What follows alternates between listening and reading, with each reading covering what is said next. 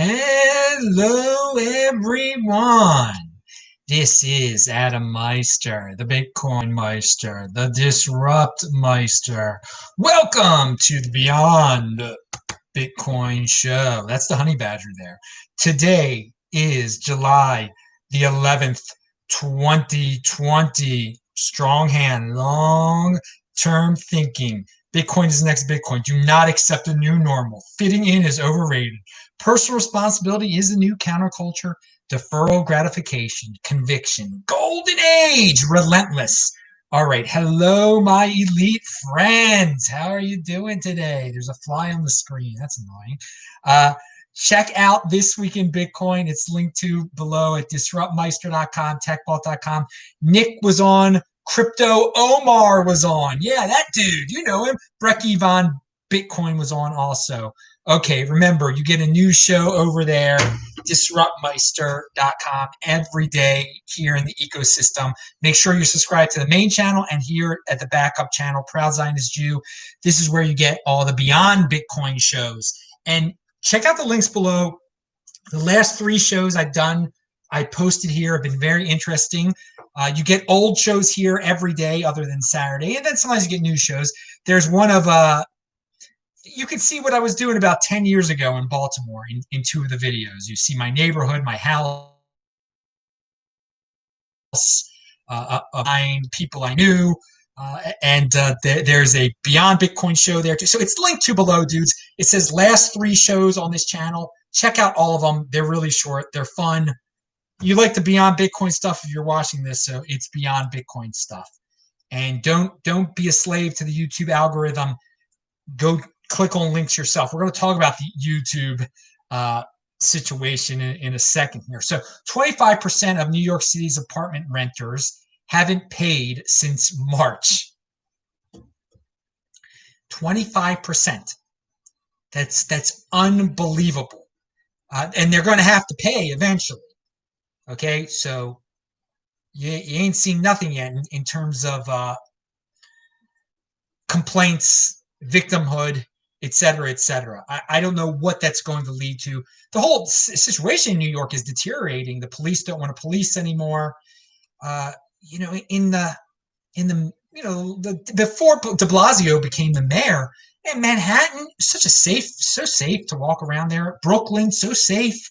Now it's deteriorating, and it's just it's natural if you don't let cops enforce the law. If you let lawlessness, I shouldn't say that. If you let lawlessness run rampant, okay. The dictator mayor says you could have a Black Lives Matter parade, but you can't have 10 guys praying together. Okay, I mean, there's all sorts of hypocrisy, fascism, picking losers and winners, and this is what you get. So, and people are leaving New York City too, moving from New York City. We're going to talk about that in a second too. So I don't want to. I had a friend in the past. I don't want to get in too much information. A female friend, and I stumbled. I wanted to check out something about her on Facebook, see how her baby was actually. And what I stumbled upon though was her sister's Facebook page, and her sister is not a responsible person. Her sister has 2 children out of wedlock and has been a big drug addict. Used to be a very pretty girl, but but she had this tweet that she retweeted, and I linked to it below. This is obviously it's one that's been going around for a while, but this is like from last year. This is not hers, so you're not going to be able to figure out who this is. But the point, it's not. The point is that so many people have this attitude. Retweet if your retirement plan is basically civilization will probably crumble before I'm 65 and money will be meaningless anyway. So yeah, there are many people who, I mean, that's a nihilist type of attitude, sort of.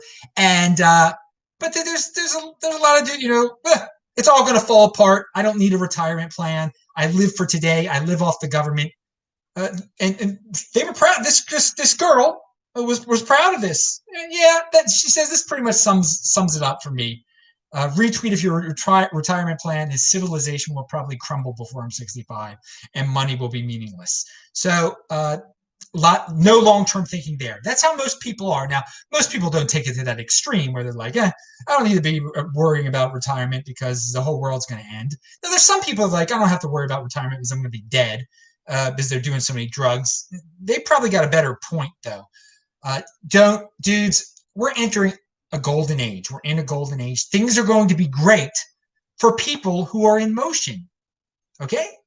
Now, if you've got that attitude, okay, that civilization is going to crumble before you're 65 and you don't need to retire, save it all, yeah, you're probably going to be in a bad state. By the time you're 65, the government will be taking care of you.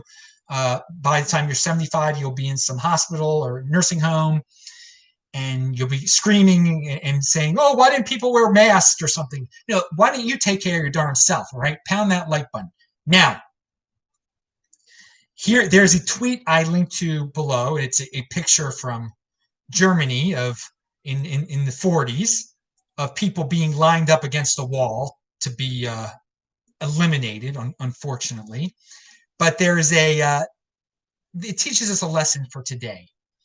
And the caption is, stop complaining. As long as we do what they tell us, everything is going to be fine. And that's the attitude people have today. That's the attitude many people had in Germany. Yeah, stop complaining. They're making us wear a yellow star. Stop complaining. As long as we do what they tell us, everything is going to be fine. When we get on the train, as long as we do what they tell us, everything is going to be fine. Let's trust the government is. It's clear this is government overreach, making us wear things, making us wear yellow stars. But everything will be fine as long as we do what they tell. And we all know how that ended.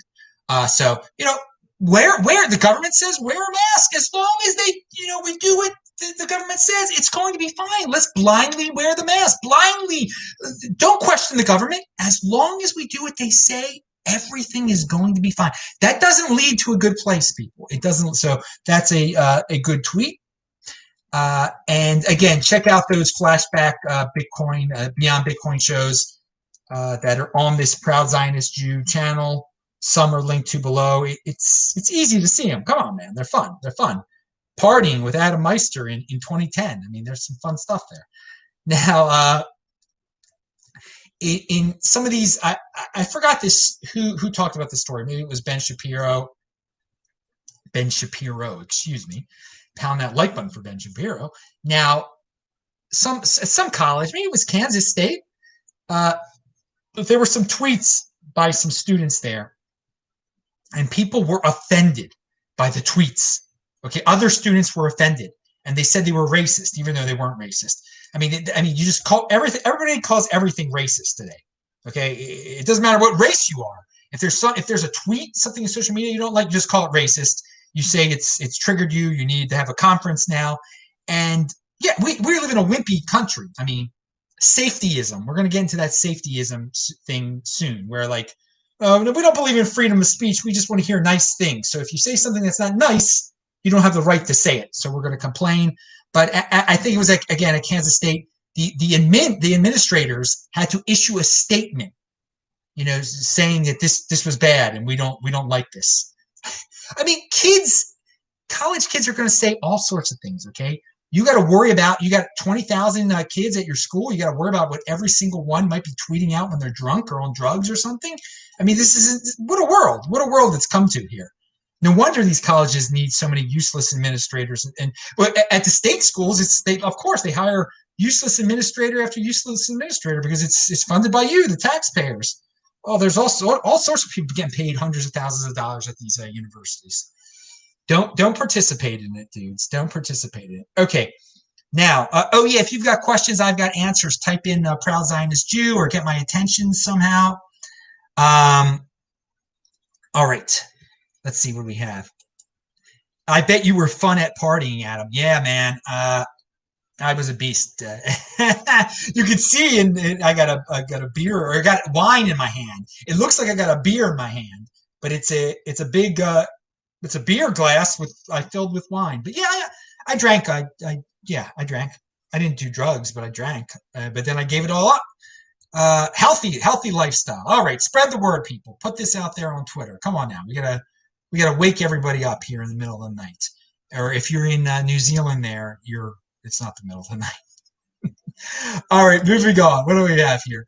NBC contributor shares his heart-wrenching battle against the dreaded virus, earning the sympathy of millions, except he never tested positive for the disease after 5 tests. Oops. So I think I actually talked about this dude before. I don't know I forgot what his name is. I don't watch NBC. I don't watch TV at all. But it just shows you what a pathetic victim society we live in today, okay? He wanted to be a pathetic victim because that would get him attention, get him brownie points. And he is sick. He has something, okay? I believe he went to the hospital. He was sick, but he immediately said it had to be COVID, okay? It had to be coronavirus. And it's not. It didn't have it. Now he's seeing other doctors now. But I mean, NBC, everybody made a big deal out of it. And there's no fact checking. I mean, they don't care and he looks like he's a healthy guy. He's 42 years old. He looks like he's in good shape. But apparently he got something. It just shows you before we had coronavirus, people got sick. Yeah, guess what? People used to get sick. Healthy people used to get sick. People who looked healthy used to get sick, and sometimes they get sick for a while and they don't know what they have. It happens. It happens sometimes. But it didn't used to get reported on. Every single person that gets sick didn't used to get reported on. But again, this guy, he played into the whole narrative. He's part of the media narrative. He thought he scored a big one there with his sickness. Oh, great, I'm super sick. Now I got corona. But he didn't at all. And it's well, I mean, what the mainstream media today, they definitely they're definitely biased. They're definitely trying to convey some sort of depressing, scary message to everyone. They've got an agenda. They definitely got an agenda. So hey, don't fall for it, people. And I think most people here aren't falling for it. I do want to say, if you go to disruptmeister.com, you'll notice a video. I was on the Bitcoin magazine channel with a bunch of other Bitcoiners on Thursday night. And we were talking about the virus and the lies in the media. And it was really good to see a lot of Bitcoiners agreeing that there are not a lot of facts out there anymore. And when the media brings up facts, they don't explain them. They kind of, they're like, oh, cases of the virus are going up. And they don't say that, well, the death rate is going down. And the reason the cases are going up is because young people are spreading it to young people, and there are more people being tested, and young people don't die from it, and it's not that serious for young people. But okay, you can check that out too. Now, here in the Twitter world, you can follow me at TechBalt, TechBalt. Be careful over there, okay? Don't just blindly retweet something because you like the headline. There are sometimes people blindly retweet something because of the headline, and they think they're making a statement. And you actually click on the article of whatever the headline is representing, it doesn't even it contradicts the headline sometimes. Okay, don't be a caption dude. Okay, read articles. Don't be a caption slave. All right, because you end up like a complete fool sometimes. Because you are. If you retweet something without fully understanding what you're retweeting, which is like reading the article, that's kind of important. But so many people don't have reading comprehension anyway, so a lot of people wouldn't even understand the article if they attempted to read it. And what do we have here? Oh, here's a good tweet. How did 15 days to slow the spread turn into 90 days of tyranny and mass hysteria? Good, yes, because people don't question the government. People just say it'll be all right if we do what they say. That's why. But hey, as I've said numerous times, keep on speaking the truth, people. We do not want to live in a world, a totalitarian world where everyone is just authoritarian, totalitarian, whatever you want to say, where everyone is just lying. The media lies, you lie, everyone just tells the same lies, but we're just living a big lie. Keep on telling the truth. And no, people don't even know what flattening the curve is anymore. Again, we weren't going to overwhelm the hospital system. That's all this was supposed to be. But it turned into tyranny and mass hysteria. Now, that was because the government and the media want to scare people. They want power. This helps them. This helps many government officials, people running for re-election. This helps them. They've got an agenda. They want to take out their enemies too. They want to blame this thing, whatever this thing is, on certain politicians. They use it as a scapegoating mechanism. It's ridiculous. You shouldn't use it as a scapegoating mechanism. You should rationally look at what this thing is. Okay. Is this going to get me sick? Is this going to kill me? No, most likely not. If you're a healthy young person, you're going to be quite fine. Don't worry about whose political career it's going to boost, or whose channel is going to get good ratings, and whose website's going to get clicks. Rationally look, but no one does that anymore. Who does that? 20% of the people might do that, if that most. The 80%ers, no way.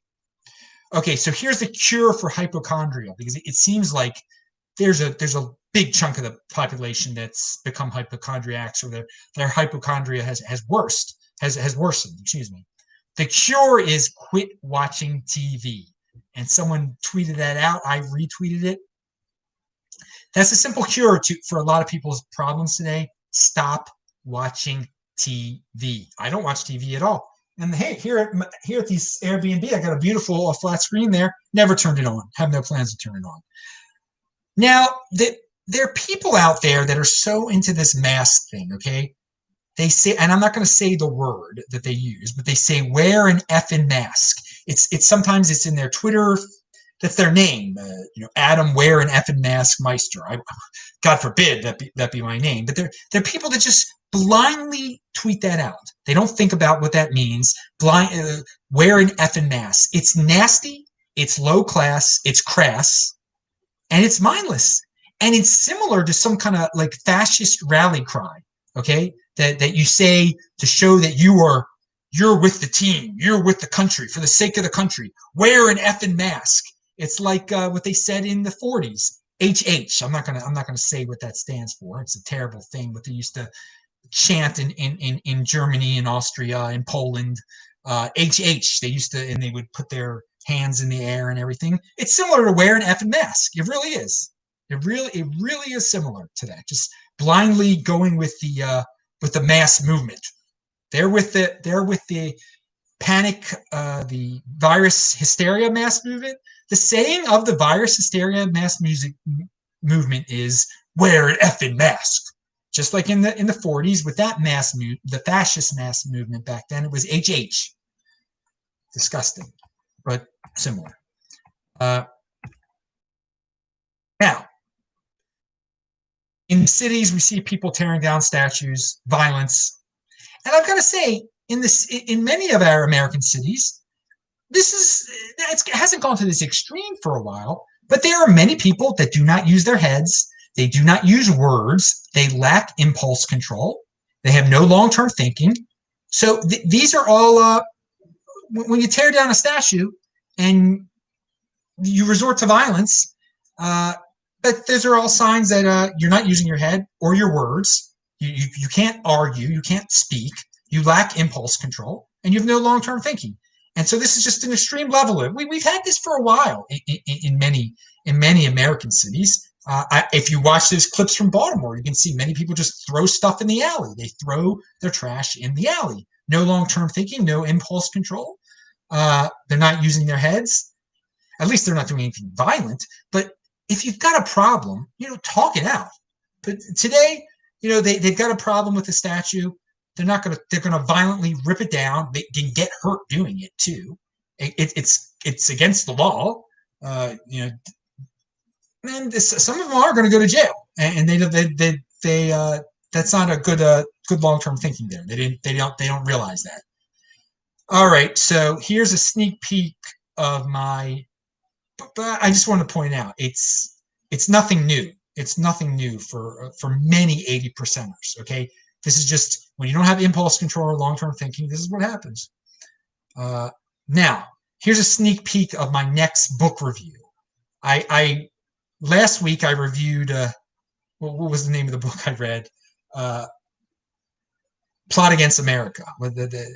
And it was all right, that book. But I told everyone that now I'm reading Zen and the Art of Motorcycle Maintenance. And I'm halfway through it, and it's better. It's better than the other book, okay? And it's for this is more so on a college reading level, and even if you've graduated from, if you don't have a philosophy background or have never explored philosophy, you're probably not going to like it that much. So, even when I graduated from WashU back in the day, I probably wouldn't like this book. I wasn't into philosophy or anything back then.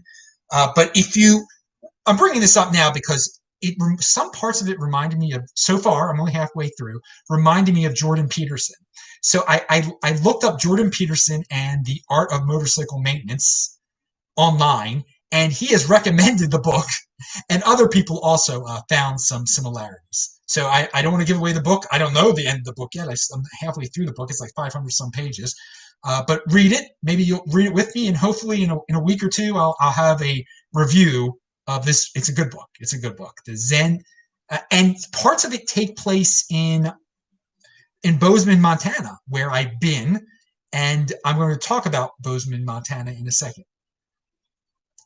Now, there are people in America now, there are people that are scared and blindly just listening to the media to be their guide in all sorts of aspects of life, in teaching, and in sports. I mean, they're pro athletes that are just, oh, I don't know if I should go back, even though they are. I mean, these in the NBA, they're going to be in a bubble. They're going to be in Orlando, given the finest meals, not exposed to anyone else. I mean, just totally pampered. And some of them are scared still. Some of them are scared.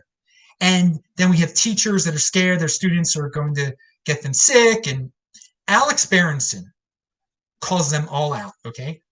I've talked about him before. I've linked to his Twitter. He is a must in terms of the virus, in terms of logical people talking about the virus. He tells them, play ball. He tells the teachers to go back to work, okay? Do your job. Do just what you signed up for, okay? Do your darn job. He gives reason. He gives statistics. Whenever the media tries to say, in Texas, there's a fly there, that Texas and whatever Florida is having, everyone's going to die there. He calms everybody down. Anyone who will pay attention.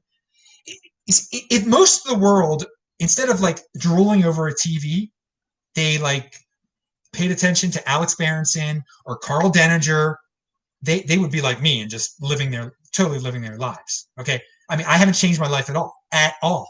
I'm doing everything that I've done before. Not a bit of fear in me at all. Okay. I have not changed anything. Now, there's one thing that has to be pointed out there. There's some people that were forced to change things because the government shut down their businesses. I am in the Bitcoin overlay. I have my life set up in a way where I don't have to worry about the government shutting me down, okay? But there are plenty of people who would love to go back to work right now, who are in California, who are still shut down. And it's unfortunate because those people are now frustrated. They might end up harming themselves because they drink or do drugs all of a sudden. They may become suicidal, God forbid. They might join one of these movements and just start burning things. It's really sick when we live in a mixed economy, what that can lead to when the government really starts to get their hands on the things. Now, that's no excuse. We're all individuals. It's really terrible that you lost your job and everything like that, but you don't think it out and try to move on, be in motion, and try to get into a situation like I am. But I know it's really difficult to get into such a situation when times are crazy like this. So again, so many people are going to blame capitalism. When this is all said and done, it's going to be so funny what happens. I mean, they're already blaming capitalism for all of this. This has nothing to do with capitalism, any of this. This is government overreach. This is mixed economy. This is fascism that's going on. But if you repeat a lie enough, people will believe it. So everything gets blamed on capitalism. It's one of the biggest scapegoats out there. If we had true capitalism, none of this nonsense would be going on.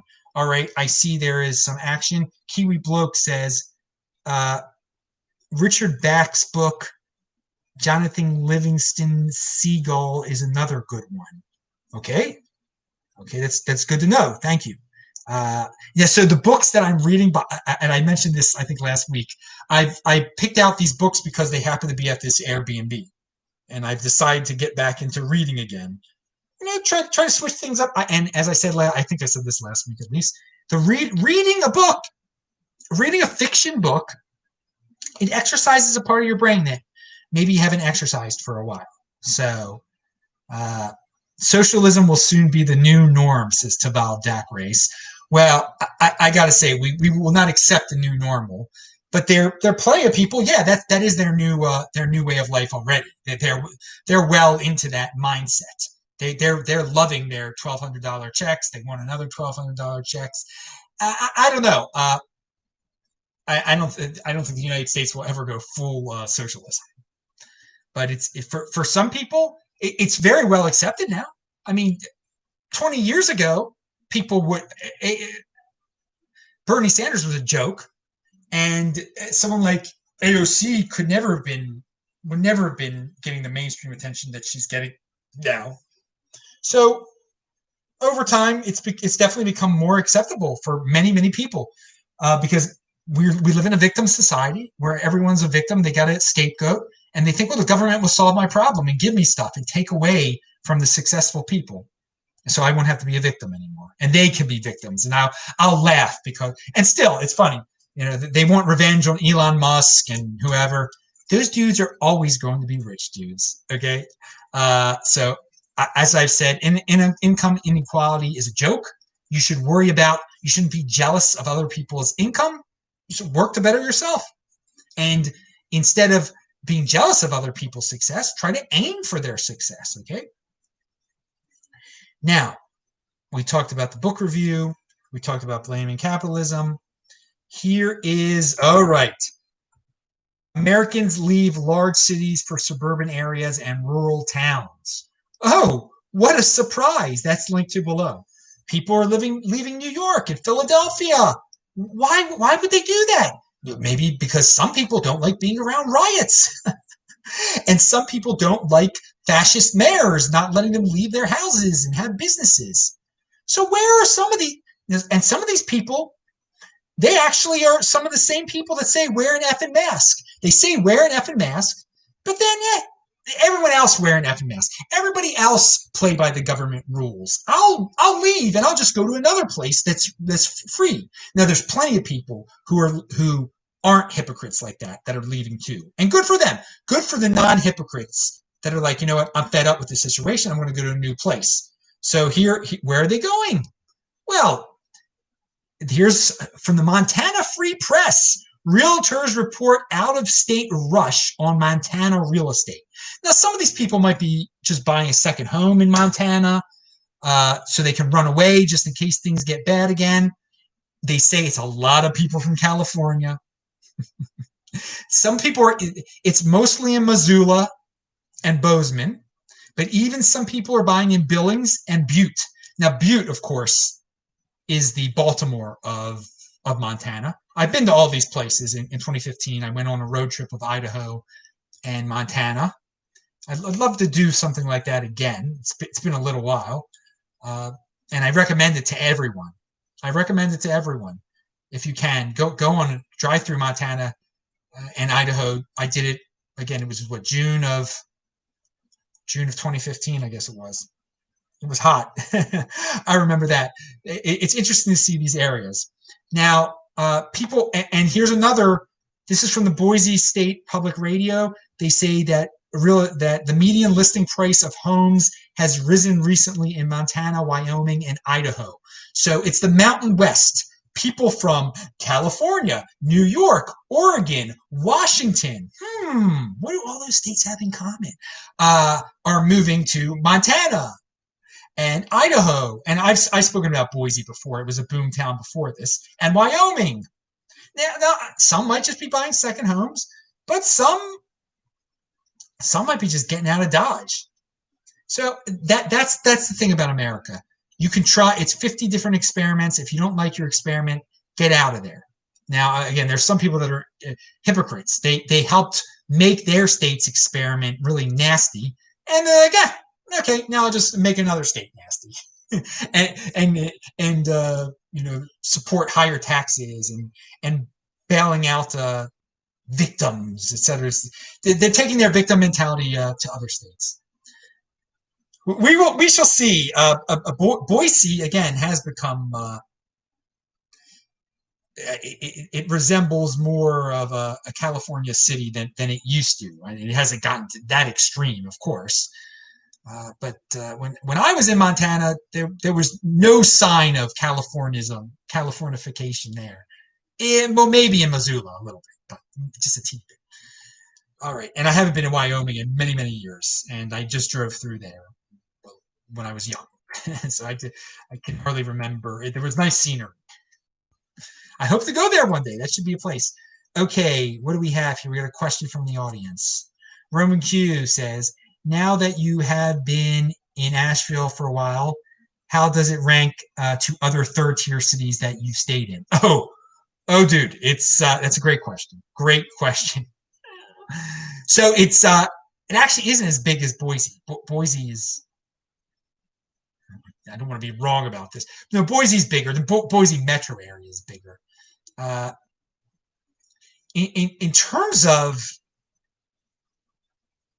ease of getting around here, I mean, the area that I'm in, it's so I just walk everywhere. Everything's within a few blocks. It's very peaceful. Boise was very peaceful too. Spokane had more drug addicts, definitely. But Spokane had beautiful places too. The weather here is there's thunderstorms during the summer, so that's different. Boise during the summer, they're not thunderstorms. But all those, it's better than Tucson. It's better than Tucson. Now, the thing that some people might not like about now all the cities that I just mentioned, Boise, Tucson, Boise, Tucson, Spokane, all basically third tier cities, I guess. And so Asheville is almost a fourth tier city, but they're not infested with SJW type of stuff. Here, there's plenty of SJW type of stuff here, more so than those other cities. Definitely more. You see the hipsters here, the SJW type of hipsters, that type of young people.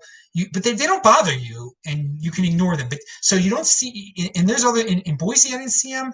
In Tucson, I didn't see them, although maybe at the college, they're probably definitely at University of Arizona, but and I didn't see them in Boise, Spokane, or Tucson. What's another third tier city I've been to? There's other ones I can't think of them off the top of my head. So, but I do want to say this though. I don't know if this city is like one of those cities of the future. Okay, I gotta say Boise is going to get big, is growing. Okay, and Spokane is growing. They are cities of the 2020s. I don't know if Asheville necessarily is, but I don't think that's a bad thing either. Asheville isn't going down. It's just slowly moving up. It's for wealthier people. It's like New York people like to run to Vermont and that's what Bernie Sanders did. I mean, he's from New York originally. What's like New York people like to run to Burlington, and Burlington's all liberal. I've been to Burlington. Also, it was in the summer of 2015. So this is kind of like a Burlington almost. I mean, Burlington, but better. I think this is better than Burlington. Better than Burlington. But you can see just a lot of liberal people from maybe DC and who knows where else. Atlanta will come here, have second homes, and but I see Boise and Spokane and a little bit Tucson. It's not just like elitist moving there, okay, and snobbery moving there. There's all sorts. So Asheville, and hey, whatever. I'm down with the snobs and the hipsters or whatever. They can do what they don't bother me at all, of course. But I think I would consider the other cities more innovative, okay, and more futuristic than this city. This has got an old charm feel to it, which is good. It's its own place. It's a great city though, and it's expensive already. Okay, so I got a great deal here. All right, so Asheville is more expensive than Boise. It has to be, and Tucson, and probably Spokane. So that's different also for the people. So the cost of living here has to be higher than all those places. Because the rent, if they weren't having, they depend on tourism a lot here too. They have the Biltmore. Okay, so that's another difference. Like Boise doesn't have anything to do with tourism. Neither does Spokane. Like Asheville should be a big tourist city, and it's a disgrace that it's not right now. That's really unfortunate. So really awesome question there, Roman Q. You made me think on my feet there. So yeah, it's much more of a tourist city than there's other places too. And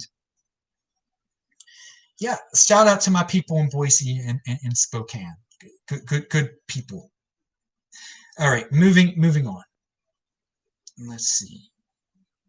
Yeah, this place is more about, yeah, people are more prone to want to fit in here. I said it last week. There are more Black Lives Matter signs here than I see black people. It's kind of crazy. All right, now what else do we have? Oh, okay. Talk about Montana and Cornell. Cornell, Ivy League school. Adam Meister couldn't. I didn't apply to Cornell. I could not have gotten into Cornell, but I had a friend who went there. Now Cornell is plowing ahead with in-person classes, tuition increase, contrary to other Ivy League schools. So good job, Cornell. Good job, Cornell. You're doing in-person classes, and if you read the comments underneath this article, here's just a typical clueless comment. This is what we get today. Envy and a lack of information on the virus. This is what someone had to say. Maybe some rich white kids on ventilators will spark some outrage. What a pleasant person to be around. I'm sure that person is. Okay, so you think some of the kids going there, they're between 18 and 22 years old. You think any of them are going to end up on ventilators? There are people that think that many of them are going to end up on ventilators, and all those rich white kids that go there, they'll learn their lesson, and you'll feel so great about that, won't you? Let me tell you something. None of them are going to end up on ventilators. All right? They're healthy, young kids, and they're not all white. All right? There's plenty Asians there. Plenty. I'm sure they've got everything there. They're into the whole diversification thing. They're a freaking Ivy League school. All right. So no, you're not going to get your wish. No one's going to learn any lesson because there's no lesson to learn. All right. You're envious and you wish harm upon people that did nothing to you. This is, you're sad that a school is thinking logically. I mean, a university should be all about logic and reason. And anybody who's logical and reasonable about this virus knows that college kids are more likely to die of the flu than this. Oh yes, this is true. And if you've ever been to college, if you ever lived in a dorm, diseases go around, okay, and nobody dies. All right, it's just a fact of life. People get sick. That's right. And this disease, they're not going to get as much as they get other ones. Okay, yeah, and always wear protection so you don't get certain ones there. Pound that like button. But yeah, typical comment there of 80%ers of the day, the people who don't understand the virus and the people who are envious and just live in a panic prison and want negative outcomes for this decade. They're into the hysteria. They're into this cult. It's a mass movement. The panic prison hysteria, media-driven hysteria, whatever you want to call it. It's a mass movement. And when they see someone going against the mass movement, they must be destroyed. Cornell must be destroyed. The white kids at Cornell must die. And it's sickening. Absolutely sickening. Hey, Parler, but hey, go away from those people. Don't hang out with those people. Parler, I'm Bitcoin Meister there. It's been good to me. I like it. Let's make crypto Parler a thing, Bitcoin Parler a thing. Follow me over there. It's linked to below. YouTube, as a creator, I get to see these creator insider things. But here's the video. Here's our latest creator insider propaganda. They sent me this. When you log in, you're forced to see this. Have you tried any stay home with me trends? So they want you to use the hashtag stay home and with me. They want you to tell people to stay home, to make it cool to stay home. YouTube straight up telling you this. Join in this trend.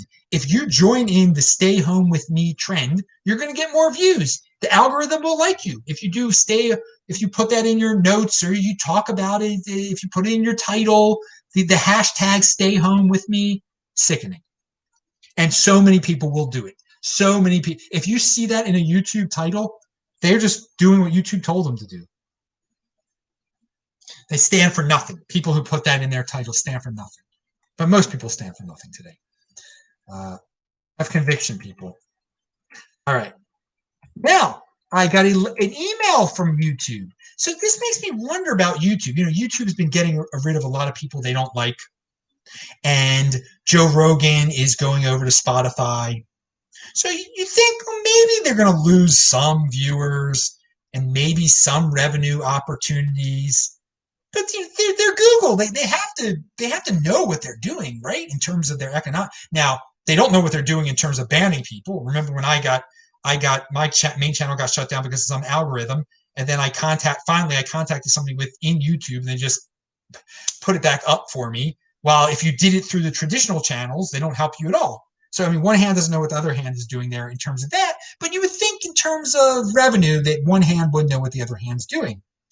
Well, here we go. I'm going to read you an email they sent, not just to me. They're going to send this. They sent this to everyone. All right. You're receiving this if you are a YouTube content creator and you have a channel that is monetized. Okay.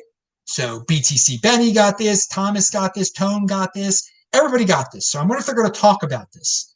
But some of you are going to notice this in the archives. Okay. You're receiving this email because we are making some changes to mid-roll ads. Those are the ads that are in the middle of a video. And I have none of them on my channel because I don't believe in them. I think they're very annoying and I don't care. I just don't want them.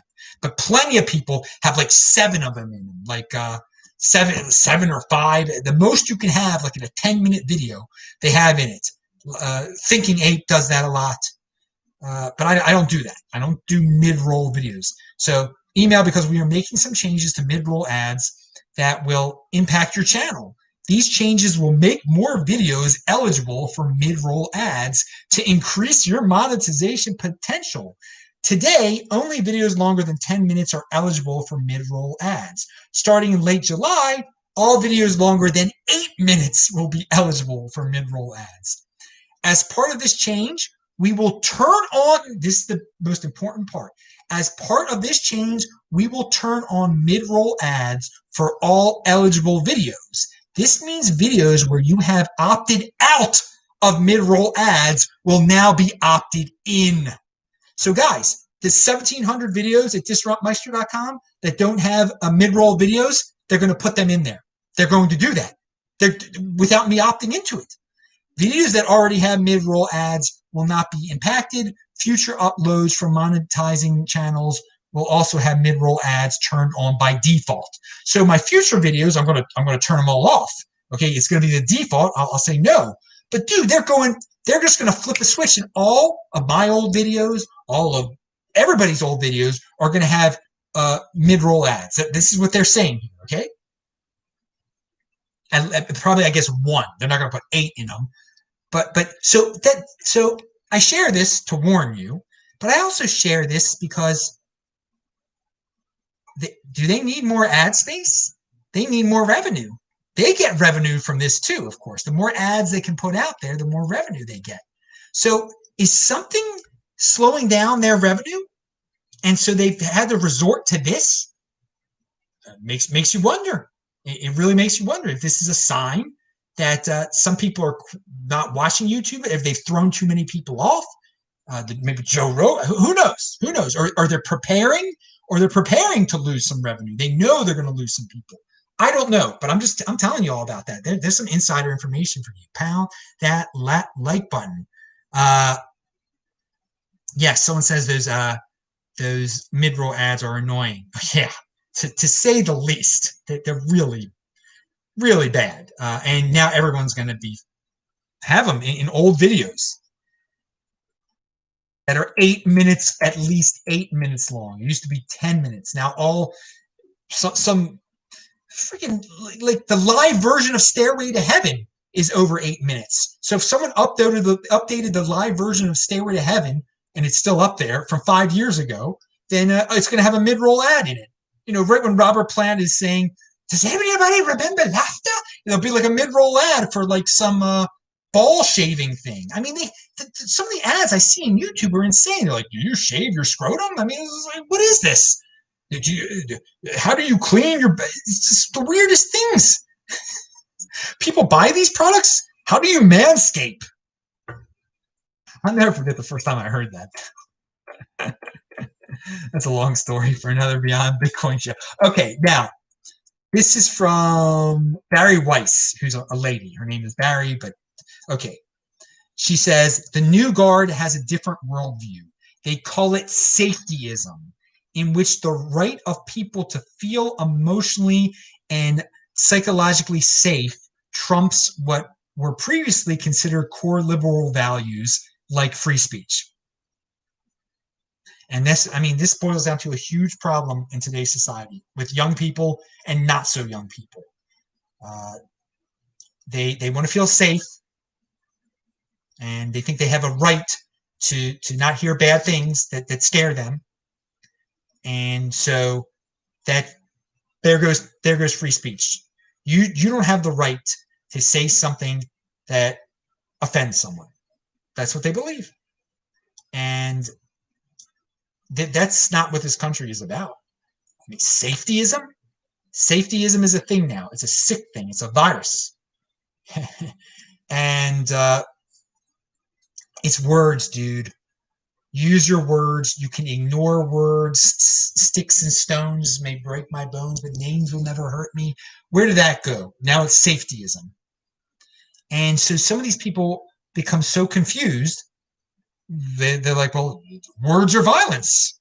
So it's, someone beating someone is just like, they don't see the difference anymore. And when that confusion gets into society, you're in big trouble. Okay. When a word, if you call someone a name, they can attack you. I mean, that's what it degenerates into. And there's plenty of people out there that think if you call them a slur, that if someone called me a slur, there's some people think, well, you have the right to attack them. No, I don't. It's a word. You ignore them. But there are some people that it's become an emotional world, emotional land, emotional country. You made me sad, so you don't have the right to talk anymore. Don't buy into that new normal. Safetyism is not the new normal. Okay, for some people it is. Hey, this is where the big boys play. If you want to live in the world of safetyism, you go have fun there, okay? You don't participate in it. Someone tries to cancel you because you said something bad, you stick to your guns. You say something bad, quote unquote bad. Stick to your guns, all right? Don't play into this safetyism nonsense. So I said that the Trump campaign, if they want to win, they got to focus on Joe Biden being senile and him bringing about riots, saying, if he's president, there are going to be more riots and cities are going to be more dangerous. And so here we go. There's 2 links below. You can see the videos that Trump's people have put out. One's called Joe Biden's America, and it's someone being put on hold as they call 911, and you see signs of you see people rioting and just bad stuff. And then there's another site, barelytherebiden.com, which shows how senile he is. So, I mean, the media isn't going to talk about this. So the Trump campaign will have to go about it their own way to spread the word. Because there are many people that they don't think about this. They don't care if the president's senile. One can make an argument that you shouldn't care. You should care about yourself, and you should. You should be healthy first. But again, the voting public, most voters aren't. They are living through these people, and you would think if these are their idols, that they would care if their idol was senile. So that's what Trump's people are going about that, and it's a good strategy. It's a good strategy. Okay, sounds very similar to governments increasing taxes because their previous tax increase decreased tax revenue. I think you're replying to something I was saying beforehand. Sounds very similar to governments increasing taxes because their previous tax increase decreasing. Yeah, it's a vicious cycle. That's the vicious cycle. I don't know. Was I talking about vicious cycles? Well, maybe you were commenting on people moving. Oh, the YouTube ads. Yes. Yeah. I see what you mean there. I definitely see what you mean there. Very, very, very good comparison there. Okay, moving on to the next subject matter. What are we in? We're 50 minutes in. Okay, we're getting close to the end here. I can read more of the book. I love reading that book, man. I read it before I go to sleep every night. It puts me to sleep. And okay, these two topics go together. You can see a letter that was written by a bunch of liberals basically saying, hey, some of us have gone too far with this cancel culture thing. Let's have an open debate. True liberalism is about having an open debate. And there was a lot of blowback from this. Even Chomsky signed this thing, okay? And then, of course, some of these liberals have they stand for nothing. They regretted signing. They unsigned the letter. They said, "Oh, I didn't know I was going to offend some trans person, so I'm unsigning the letter." They started to get canceled, so they felt the pressure. They had a letter that said, "Hey, we don't believe in cancel culture. We believe in open debate." Then people tried to cancel them, and some of them had spines, but some of them just dropped out right away. But Dave Rubin made a very interesting point. He says, hilariously ridiculous. And several people on there who have tried to cancel me personally. The weakness of liberalism is totally out in the open. So some of these people that signed the letter in the past have tried to cancel Dave Rubin and other people. So now when they're scared they're about to get canceled, they don't like cancel culture anymore. They liked it when they could go out after certain people, but now they're scared they're going to get canceled. Well, let's go back to open debate again.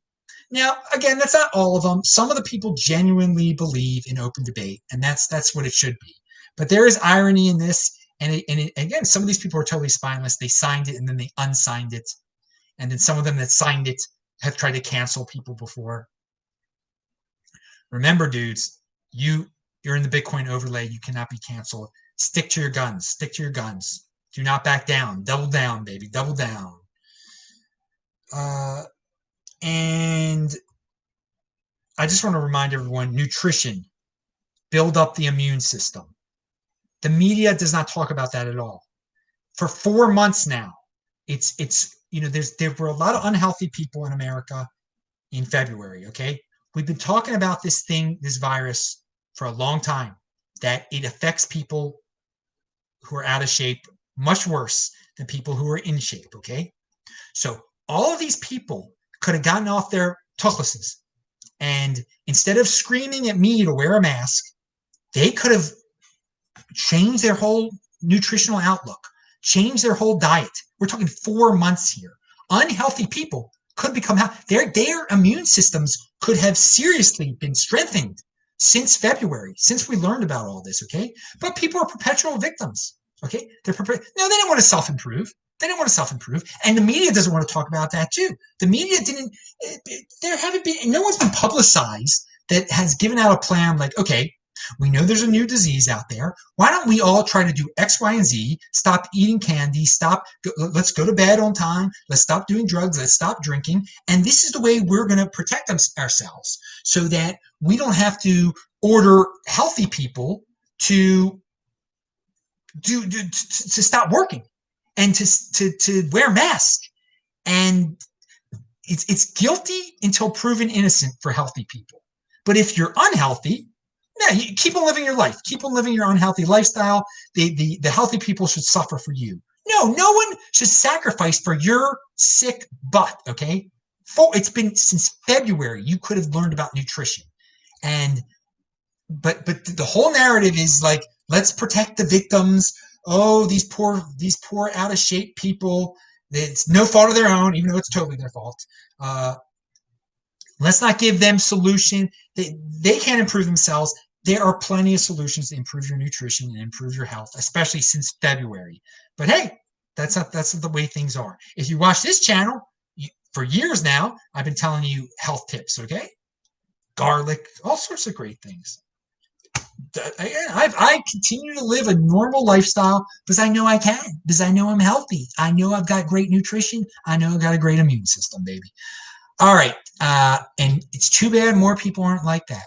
More people are just into victim culture. Be in motion. They're not in motion. People find out ways to solve scary situations. This shouldn't even be a scary darn situation. Okay. You learn about nutrition. Most doctors don't know a thing about nutrition anymore. I mean, this is the backward word. These are basic things. So many basic things are forgotten now by people who, you just check the check boxes, you get the degree, then you get to say whatever. You go with the flow, you fit in. These are the same people that said, yeah, eating pasta is great. Carbs are great. The same people, now they're like, wear a mask. Wear a mask. Carbs are great. All right. Tour de Meester has a great social media backup idea. If this doesn't exist yet, maybe it should. Social media specific backup service offering de facto content protection in case of account suspension.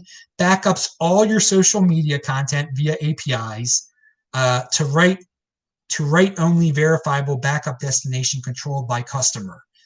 That would be great. It would probably it wouldn't be free. I know that. It would have been great if automatically all my YouTube videos were backed up somewhere, but they weren't, and I almost lost them all, or almost lost most of them. So yeah, that someone can make a good business out of that, because a lot of people are getting banned now randomly from Twitter or YouTube, and then they lose all their content and they regret it. So the Great Human has a video out there. Oh, he's so good, man. He's down in Melbourne, I think. He's in Australia. I know that. Don't create children if you have no interest in creating yourself. So there are plenty of people that they live a shallow existence through social media, trying to show off to other people things they have. They don't create them. They stand for nothing. So one of the things they do is like, well, if I have a kid, that's the ultimate right there. I can live through them. I can brag about them. I can fit in because I have them. So this is what this video is about. Don't create what Humans video is about. Don't create children if you have no interest in creating yourself. And what I've all been about on the Beyond Bitcoin show is creating yourself. Stand for something. Create a system for yourself. Create a philosophy, a way of life, a healthy lifestyle. Stand for something. Stand for something. Just don't be some empty vessel that just goes with the flow, that joins mass movements, that doesn't think. But most people don't think, and they do irrational things like, oh, I'll just have kids. That'll be right. Those are the worst people to have kids, but they're the ones who have kids the most too. The ones that mindlessly, they're not defiant. They're the opposite. The compliant bootlickers.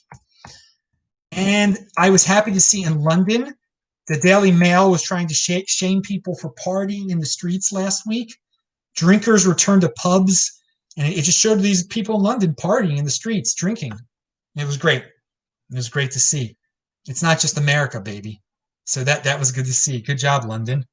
Good job. London calling. Clay Travis points out I think it was a Bloomberg article that said the lower death rate is nothing to celebrate.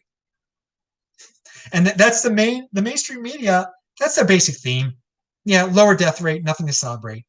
It shows ulterior motives. That's sickening. It's sickening. A lower death. People should be happy that it's a lower death rate. I mean, isn't it less people dying? Isn't that good? I mean, the virus isn't as bad as it was supposed to be. Isn't that good? No. They just, again, it's a political tool for media people and a lot of people. They don't. And again, flatten the curve. Flatten the curves. The hospitals have not been overwhelmed. No one remembers the goals or anything like that. So Yaron Brook in a video, and I don't link to it below, but this is a really long video. He only mentions it in passing. And I want to hear what people think about this in the comments. When you become 30, he says people are stuck in their philosophies are ingrained. That's it. But he's trying to spread Ayn Rand's philosophy to people, and he doesn't. If they're over 30, he really doesn't. He tries to get the youth when they're in college or when they're in high school, and it's true when you're young, when you are in college and high school, you can be molded, and your philosophy definitely is not set at that point. And I think what he's trying to say is that most people, by the time they get to 30, they turn their brains off to new ideas. Okay. And I will say this. I think most people, by the time they're 30, they aren't open to new ideas at all. But it doesn't mean it's not an automatic thing.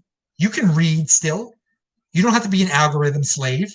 You can do your own research after you're 30. You might not have as much free time. You might have kids, and Bitcoin has definitely opened up. I know people who are over 30. It's changed their philosophy. Definitely.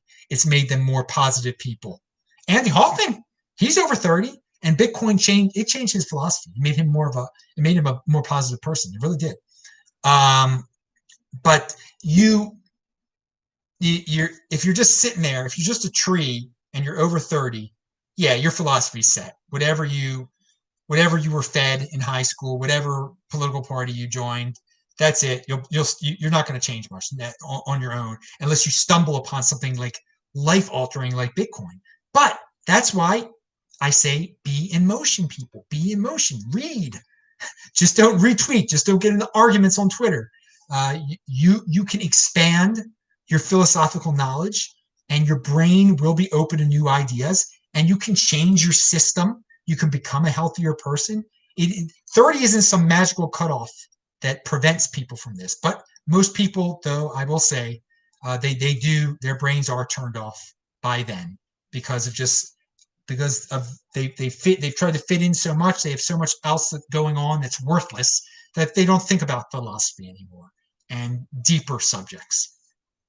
So I understand why he does try to aim for the youthful people. But I wanted to say my take on it is that no, you just have to be in motion, and you have to have an open mind, and you can expand your. If you're over 50, if you're over 60, even.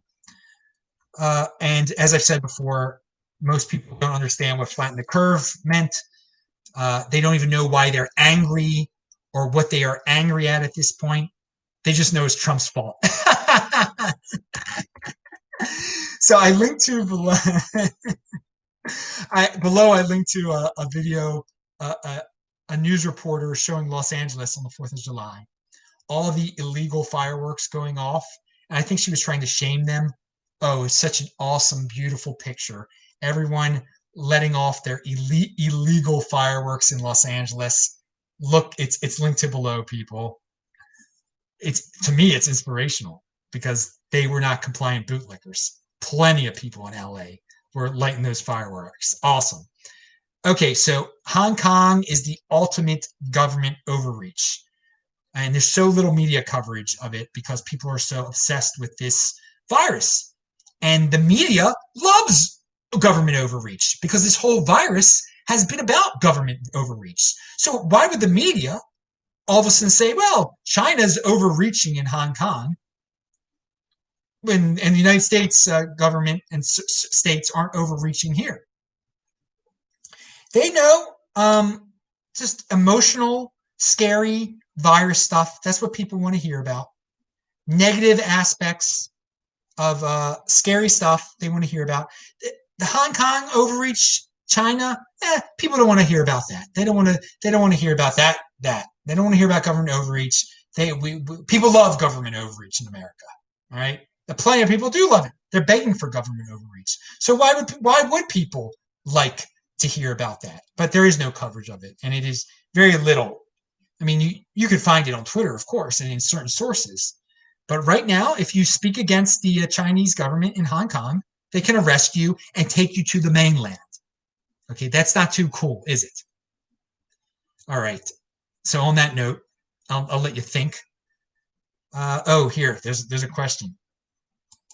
Hey, Adam, what do you think about meat? I love it. All carnivore versus vegan, or somewhere in between. I think somewhere in between is good. But I eat fish a lot, chicken, and I'll eat red meat, of course, too. And just the problem with the vegans is they end up eating all these bread and nonsense. All right, now you got to eat something that was alive once. All right, you really do. You have to eat something that was alive once, a little something, maybe an egg at least, dudes. Start with an egg. So, I don't believe in the extreme vegan, not at all. But I don't believe in the extreme carnivore either. Have some fruit. Fruit is look. I got some onions here. I always got onions, right? Yeah. But no, but there's some people that are so freaked, that are so into the meat thing. They won't eat an onion even. They won't eat any carb. I mean, if it's from the earth, naturally grown from the earth, apple, banana, and there's a lot of starches in that. Garlic. What's wrong with having those type of carbs, man? The man-made carbs. That's the problem. That's the problem. So I don't like going super extreme. No, I don't like going super extreme one way or the other. But I definitely lean toward the animal side, because I do eat animal every day. But I love avocados too. Love those avocados. Oh man. Oh man. As soon as borders reopen, are you going to start international travel? Yes. Or are your plans set already for a while to stay set stateside? Well, here's the problem. There's something itching my nose, by the way. That's why I keep rubbing it. It feels like there's a piece of lint there or something like that. I don't have plans. My next, I'll be here until September 15th. Then I'll be in Baltimore for Rosh Hashanah. And so I don't have any plans after that, because I'm hoping like Israel will be open by then. All right? Man, why is it itching? Is it like a bug on my nose or something like that? It means it's time to go, basically. But so no, I want to get to Australia again. I want to get to Israel again as soon as possible. But I'm not going if there's America, you have to be 14-day quarantine. Now, if I hear that it's nonsense, that they don't really check on you, yeah, then I'll do it. But right now, we're in a situation where international travel, right now, they're not so I've taken advantage of the situation. I got to see a city that I've always wanted to see, a part of the country that I've always wanted to see. And there are other places in America. If, in September, after Yom Kippur is over, because I plan to be in Baltimore, Rosh Hashanah, Yom Kippur. It's from Yom Kippur to Thanksgiving. I'm very willing to travel around America some more. Maybe the Canadian, well, no, I'm not going to Canada then. Hey, by the way, Taval Dakres, I hope you enjoy NHL in Toronto, and all the guys in Edmonton. I hope you enjoy the NHL there.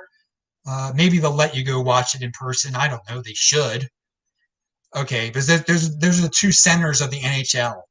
Those are the two hubs for their ridiculous overreaction to the virus. It's only going to be in Edmonton and Toronto. So have fun, you guys in Edmonton and in Toronto. I know Taval is in Toronto. Pound that like button. I'm Adam Meister, Bitcoin Meister, Disrupt Meister. Remember, subscribe to this backup channel and the main channel. Pound that like button. And yeah, dudes. New show every day. Back on the new channel tomorrow. And I will see you tomorrow on the main channel. Again, check out all the recent shows I put here on the Proud Zionist Jew channel. They've been very interesting. Cheers indeed, Kiwi Bloke. See you guys later. Thanks.